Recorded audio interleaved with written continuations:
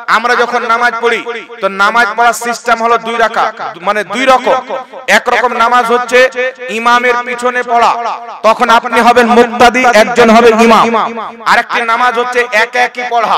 তো কোন ব্যক্তি যদি একা একই নামাজ পড়ে তাহলে সেই ব্যক্তিকে প্রত্যেক রাকাতে সূরা ফাতিহা পড়তে হবে কি হবে না? কিন্তু যদি সেই ব্যক্তি ইমামের পিছনে নামাজ পড়ে তাহলে সেই ব্যক্তিকে কি সূরা ফাতিহা পড়তে হবে? পড়তে হবে না? কিন্তু কোন কিছু ব্যক্তি, কোন মৌলবি বেরিয়েছে মার্কেটে কিছু কিছু, তারা বলতে চায় ইমামের পিছনে নামাজ পড়লেও সূরা ফাতিহা পড়তে হবে, না পড়লে নামাজ হবে না। বলে কি বল না? তাদের নাম হলো আবার আহলে হাদিস। বর্তমানে ওয়াহাবিদেরকে আহলে হাদিস বলা মানে চোরের নামকে নামাজি বলা, চোরকে নামাজি বলে ডাকা, সুদখোরকে হালাল শেখ বলে ডাকা। গ্রামে খাচ্ছে সুদ, নাম হলো হালাল শেখ। চুরি করছে, নাম হলো নামাজি শেখ। অনুরূপ ভাবে হাদিসের দুশমন নাম দিয়েছে আহলে হাদিস। মার্কেটে বেরিয়ে লোকজনকে বলছে কি বুখারী শরীফের হাদিস, যেই ব্যক্তি সূরা ফাতিহা পড়বে না, রাসূল পাক বলছেন লা সালাত, তার নামাজই হলো না। যে ব্যক্তি সূরা ফাতিহা পড়ল না তার নামাজ হলো না। এই যে হানাফি সুন্নি মুসলমান, এরা ইমামের পিছে সূরা ফাতিহা পড়ে না, এদের নামাজ হয় না। তো হানাফিরা তোমাদের মতন গাঁজা খেয়ে পড়েনি আর ডাবো চুরি করেনি।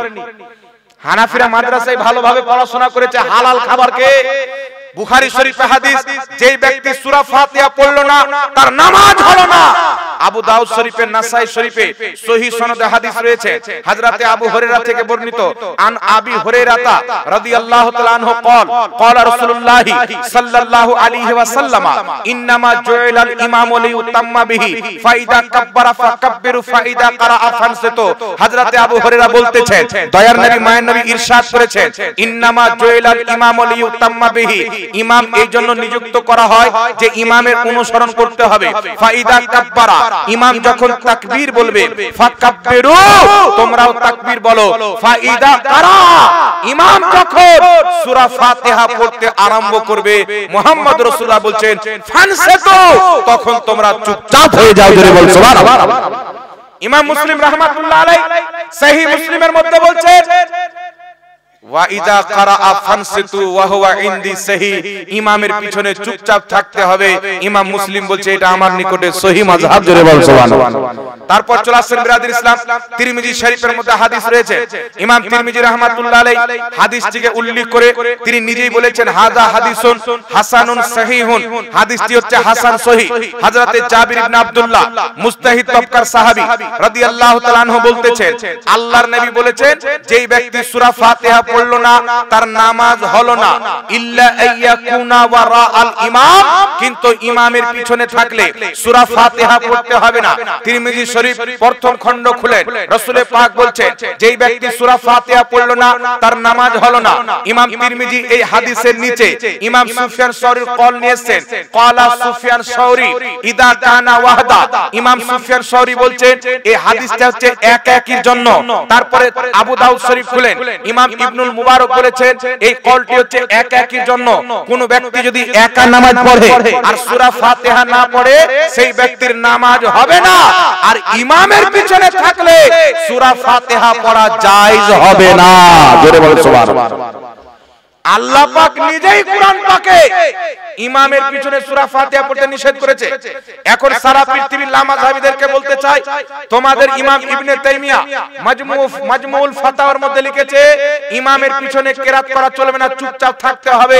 তাহলে তোমাদের আব্বা ইবনে তাইমিয়ার নামাজ হয়েছে কি হয়নি বলো? নাকি বলেন?